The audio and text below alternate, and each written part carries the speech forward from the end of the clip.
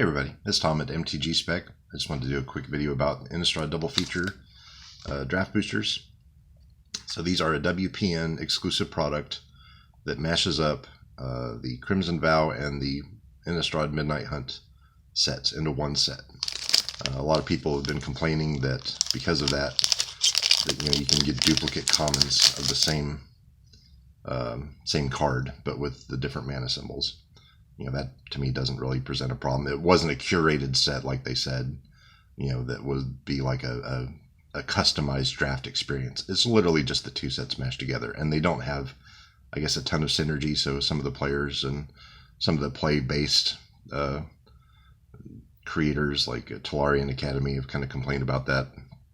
But I thought it was interesting that Rudy of Alpha Investments the other day put out a short video to the point where he was asking people to send him these things. And of course, Rudy, is in Florida, and he's got his little cardboard empire, but he's not, none of his storefronts are WPN related. They don't run Magic tournaments. So that's what, the Wizards Play Network is the way that you get these.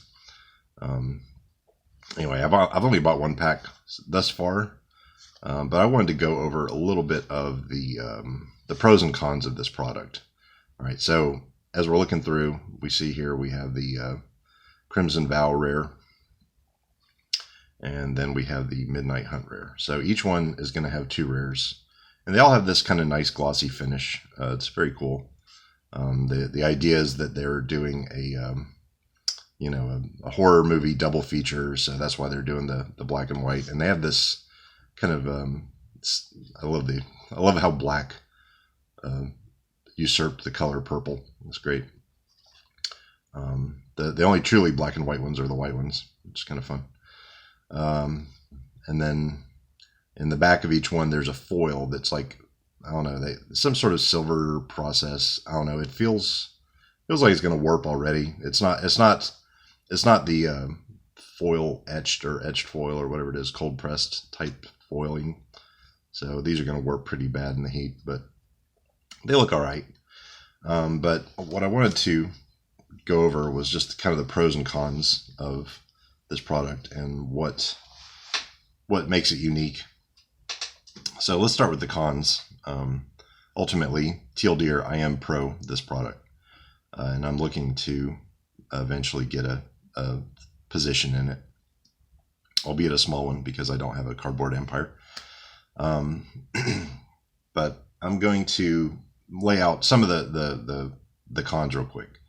So the cons, it's not very well built for standard. So if you're drafting it, it's not really engineered for a great draft experience, although you do get two rares. So another con, which is also pro oddly, is the distribution and the errors in this are very high.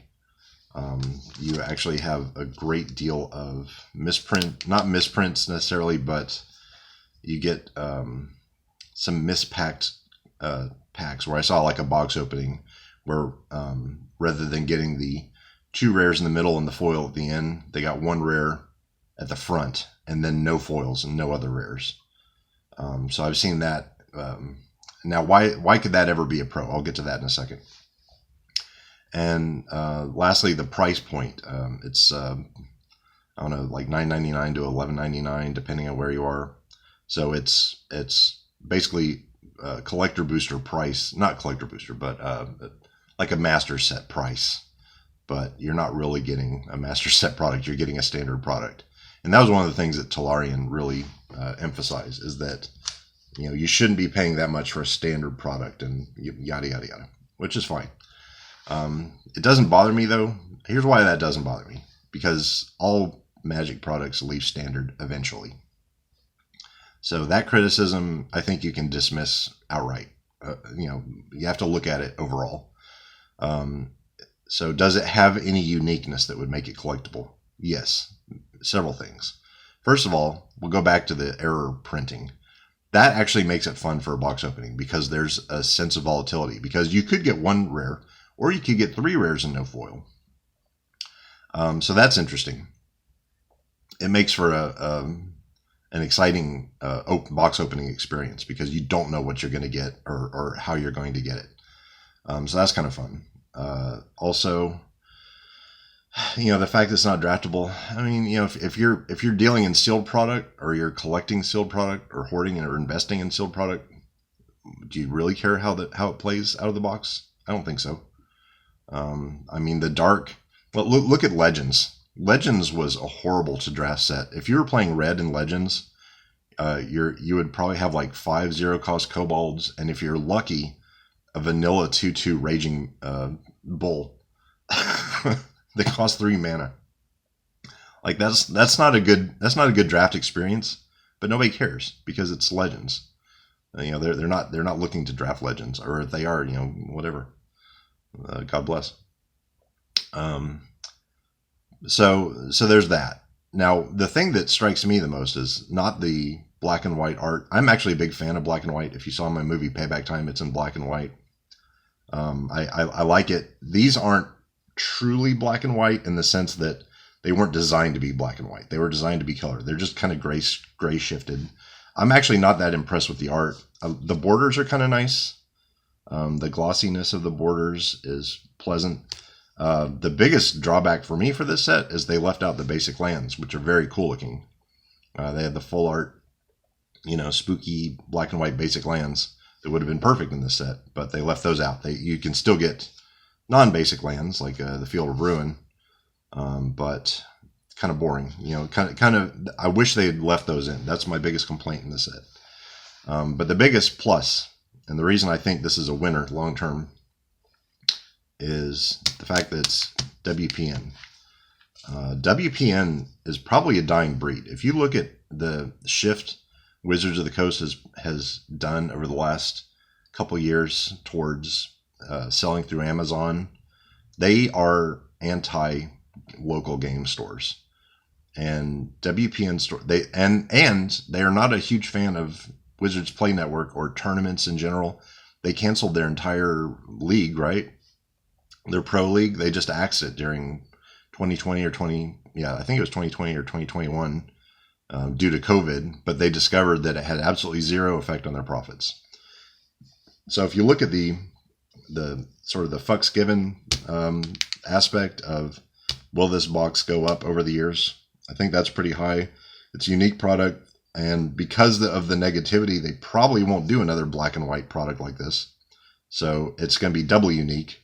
It's one of the last WPN things. And if you look at the pool of cards, all right, the fact that you get one of each rare means that you're going to be looking at sort of a mutual fund of cards from 2 different sets. So right now, I guess the biggest card in this entire block would be the Meat Hook Massacre.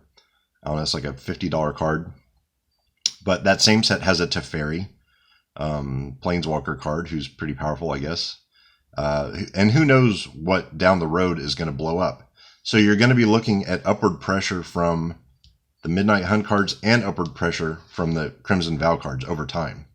And the fact that you could get the best card of both sets potentially in one pack plus a foil version, that is a level of volatility that should not be dismissed outright. So I think this is going to be a winner long term. I think this also it's pretty much the very last set before Kamigawa, which will be a game changer with its parallel rare cards and its chase cards.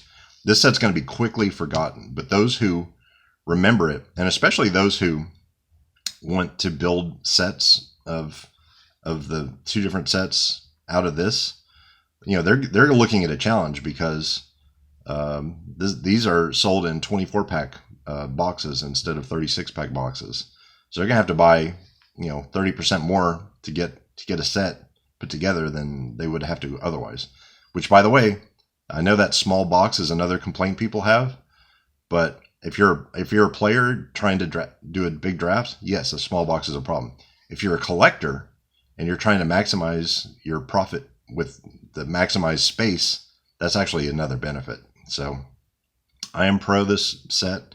I think it's going to be good long term. What do you guys think? Post a comment below. Subscribe and hit like if you like. If you're a MetaZoo fan, I will continue to support downvotes. So, all right, talk to you later. Bye.